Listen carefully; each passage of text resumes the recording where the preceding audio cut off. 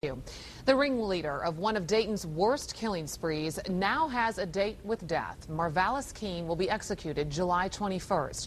Back in 1992, he orchestrated a three-day killing spree that began on Christmas Eve and left 6 people dead, 2 wounded, and cast fear over the city. The murders later became known as the Christmas Joy killings, as those victims were chosen seemingly at random. Dave DeMarco live with reaction from one of the lead detectives who helped put Keene and 3 others behind bars. Dave? Michelle, after numerous appeals, this is the news Doyle Burke told me he and the victims' family members have been waiting for, to see Marvalis Keene put to death. If there's ever someone that deserved the death penalty, it's Marvalis Keene. Christmas Eve, Christmas, and the day after are 3 days in 1992 few people in the Miami Valley will ever forget, especially now retired Dayton detective Doyle Burke. As we kept getting more and more victims with the same type of MO and the same type of ammunition used, it was clear that we had a group of serial killers. Crime scenes included a home, a car, and a phone booth, where the gang of 6 made off with a pair of tennis shoes and 50 cents. This was a true definition of the term spree killers. It was fun. They enjoyed it. There was no reason. No one gave any resistance to them. It was just something for them to do.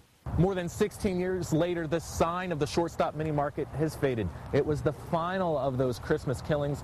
2 people shot inside, including a clerk and young mom. That gang left with just $44. The gang finally turned on itself, killing 2 of the members, leaving 2 men and 2 women to face charges.